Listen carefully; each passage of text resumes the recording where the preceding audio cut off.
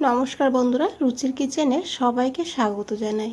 আজকের রেসিপি চিচিঙ্গার ভর্তা। চিচিঙ্গার এই ভর্তা একবার বানিয়ে খেলে বারবার খেতে হবে। আমি গ্যারান্টি দিয়ে বলতে পারি, এই রেসিপি যদি থাকে তাহলে সবাই এই দিয়েই পুরোটা ভাত খেয়ে নেবে, আর কোনো সবজির প্রয়োজন হবে না। চলুন রেসিপিটা দেখে নিয়ে যাক, আশা করি ভালো লাগবে। এখানে দেখুন আমি 3টে চিচিঙ্গা নিয়েছি। চিচিঙ্গার উপরে যে পাতলা খোসাটা আছে সেই খোসাটাকে কিন্তু ছেঁচে বাদ দিয়েছি। তারপরে এইভাবে ছোট ছোট করে চিচিঙ্গাটাকে কেটে নিয়েছি। আরেকটা কথা, যদি চিচিঙ্গার বীজগুলো বড় বা শক্ত হয়ে যায় তাহলে কিন্তু বাদ দিতে হবে। তো দেখুন এই চিচিঙ্গার বীজটা কিন্তু অনেকটা বড় আর শক্ত হয়ে গিয়েছে, তাই এগুলোকে আমি তুলে নেব। তুলে এগুলোকে কিন্তু ফেলে দেব, রান্নায় ব্যবহার করব না। তারপরে চিচিঙ্গাটাকে এইভাবে কেটে নিয়েছি। আর এখন এই চিচিঙ্গাটাকে খুব ভালো করে ধুয়ে নিয়েছি। আর দেখুন কিভাবে কেটেছি। অনেকে বন্ধুরা চিচিঙ্গা খেতে চায় না, তবে এভাবে রান্না করে যারা খেতে চায় না তারাও চেয়ে চেয়ে খাবে। আর দেখুন এদিকে আমি একটা কড়াই বসিয়ে দিয়েছি। কড়াইতে দিয়েছি অল্প করে একটু জল, খুবই অল্প দিতে হবে জল। আর এখন এই জলের মধ্যে একটু লবণ দিয়ে দিয়েছি। আর তারপরে এই চিচিঙ্গাগুলো দিয়ে দিয়েছি। চিচিঙ্গার নিজস্ব একটা জল আছে, সেই কারণে জলের পরিমাণটা কম দিতে হবে এখানে, না হলে সময় বেশি লাগবে ভাপাতে। এখন চিচিঙ্গাটাকে ভাপিয়ে নেব। তো এইভাবে নাড়াচাড়া করে মিশিয়ে দিয়েছি। আর দেখুন এদিকে জলটাও ফুটতে শুরু করে দিয়েছে। এই যে জলটা দেখছেন, এই জলটাকে কিন্তু শুকিয়ে নিতে হবে। আর এটা কিন্তু ঢাকা দেওয়া যাবে না, ঢাকা দিলে চিচিঙ্গার যে সবুজ রং বা কালারটা রয়েছে সেটা কিন্তু নষ্ট হয়ে যাবে।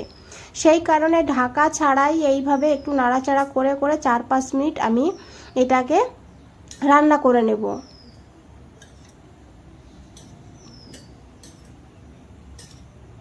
তো দেখুন আগের থেকে অনেকটাই জল কম হয়ে গিয়েছে। এইভাবে জলটা শুকিয়ে নিতে হবে। আর এখানে কিন্তু জল নেই। এখন আমি গ্যাসটা বন্ধ করে দিয়েছি আর তারপরে চিচিঙ্গাগুলোকে তুলে নিয়েছি। এখন এগুলোকে ঠান্ডা করে নিতে হবে।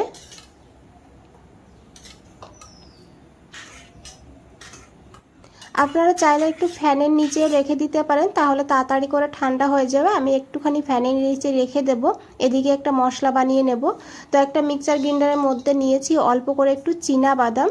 চামচ হিসাবে দেখলে 2 চামচ চীনা বাদাম নিয়েছি। খুব বেশি নিতে হবে না, অল্প করে নিতে হবে। এরই সঙ্গে দিয়েছি আমি 2টো কাঁচা লঙ্কা। ঝালের পরিমাণ আপনারা আপনাদের প্রয়োজন মতন নেবেন।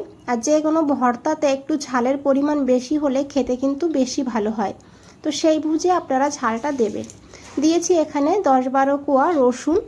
আর এটাকে আমি এইভাবে দরদরা করে বেটে নিয়েছি। একদম মিহি পেস্ট করা যাবে না, একটু দানা দানা রেখে এই মশলাটাকে বেটে নিতে হবে। তো দেখুন মশলাটা বেটে নিয়েছি। এখন এই মশলাটাকে সাইডে রেখে দেব। আর এদিকে আরও একটা মিক্সার গ্রাইন্ডার নিয়েছি, এর মধ্যে এখন এই চিচিঙ্গাগুলো দিয়ে দিতে হবে। চিচিঙ্গা কিন্তু ঠান্ডা হয়ে গিয়েছে। আর এখন আমি সব চিচিঙ্গাগুলো এর মধ্যে দিয়ে দিয়েছি। এটা যখন পেস্ট হয়ে যাবে, পরিমাণে কম হয়ে যাবে, সেই কারণে আমি পুরো এইভাবে ভর্তি করেই কিন্তু দিয়ে দিয়েছি। এখন এখানে দিয়েছি 1/2 চামচ সর্ষে, কালো সর্ষে নিয়েছি 1/2 চামচ। আর এরই সঙ্গে অল্প করে একটু লবণ দিয়েছি, না হলে সর্ষেটা তেতো হতে পারে, সেই কারণে। এখন একদম মিহি করে পেস্ট করে নিয়েছি, দেখুন এইভাবে।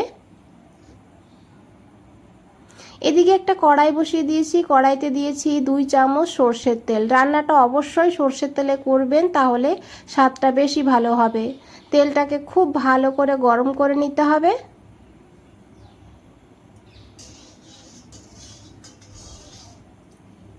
তারপরে এখানে দিতে হবে 4টে শুকনো লঙ্কা। আমি আগেই বলেছি ঝালের পরিমাণ আপনারা আপনাদের প্রয়োজন মতন নেবেন। লঙ্কাগুলোকে ভালো করে একটু ভেজে নেব। তো এইভাবে যখন ভাজা হয়ে যাবে, তখন এখান থেকে 2টো শুকনো লঙ্কা আমি তুলে নেব।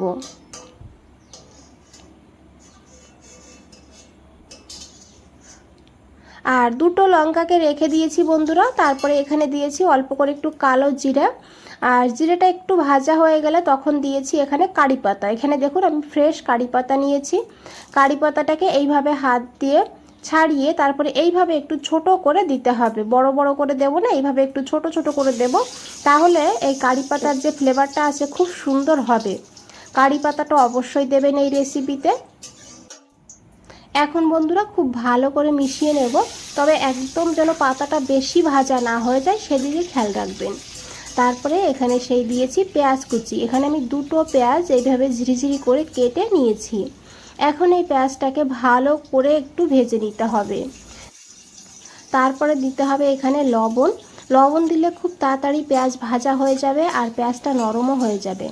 এখন খুব ভালো করে মিশিয়ে নিতে হবে, আর পেঁয়াজটাকে কিন্তু খুব ভালো করে ভাজতে হবে। তো এখানে আমি তার জন্য দিয়েছি হাফ চামচ চিনি। চিনি দিলে পেঁয়াজের কালারটা খুব সুন্দর হবে আর এই রেসিপির স্বাদটা আরও বেড়ে যাবে। তো দেখুন চিনিটাকে দিয়েও খুব ভালো করে মিশিয়ে নিয়েছি। আর বন্ধুরা পেঁয়াজটাকে কিন্তু এইভাবে ভেজে নিতে হবে। এখন এখান থেকে প্রায় আমি কিছুটা অল্প করে পেঁয়াজ তুলে নেব। তো দেখুন আমি অল্প করে একটু পেঁয়াজ তুলে রেখে দিয়েছি এখানে। আর এখন এই পেঁয়াজের মধ্যে দিয়ে দিয়েছি সেই বেটে রাখা মশলাটাকে দিয়ে খুব ভালো করে মিশিয়ে নেব। 2 মিনিট কষিয়ে নেওয়ার পর এখানে দিয়েছি টমেটো। এখানে আমি একটা ছোট সাইজের টমেটো এইভাবে কেটে দিয়েছি। তবে বন্ধুরা টমেটো পুরোপুরি অপশনাল, আপনারা দিতে না চাইলে নাও দিতে পারেন। টমেটো দিয়ে খুব ভালো করে একটু মিশিয়ে নিয়েছি। তারপরে দিয়েছি একটু জলটাকে দিয়ে এখন এই মশলাটাকে খুব ভালো করে 2-3 মিনিট কষিয়ে নেব। এতে বাদামের যে কাঁচা গন্ধ সেটা চলে যাবে, রসুনেরও একটা গন্ধ থাকে, সেই গন্ধটাও কিন্তু চলে যাবে। তো দেখুন মশলাটা কষানো হয়ে গিয়েছে, মশলা থেকে তেলও ছেড়ে দিয়েছে। এখন এখানে দিয়েছি অল্প করে হলুদের গুঁড়ো আর অল্প করে একটু কাশ্মীরি লঙ্কার গুঁড়ো। এতে কালারটা খুব সুন্দর হবে, ঝাল হবে না। তারপরে খুব ভালো করে মিশিয়ে নিয়ে তারপরে সেই বেটে রাখা চিচিঙ্গা দিয়ে দিয়েছি। দিয়ে খুব ভালো করে মিশিয়ে নিতে হবে। আর এইভাবেই কিন্তু রান্না করতে হবে, মাঝে মধ্যে নাড়াচাড়া করতে হবে, না হলে নিচে লেগে যাবে। গ্যাসের ফ্লেমটা মিডিয়ামেই রেখে রান্না করবেন, তাহলে খুব তাড়াতাড়ি হয়ে যাবে। এইভাবে শুকনো শুকনো করে রান্নাটা করতে হবে। আর এদিকে দেখুন সে ভাজা পেঁয়াজ নিয়ে নিয়েছি আর এর মধ্যে দিয়েছি একটা শুকনো লঙ্কা। যে লঙ্কা ভেজে রেখেছিলাম এইভাবে হাত দিয়ে একটু ভেঙে ভেঙে দিতে হবে।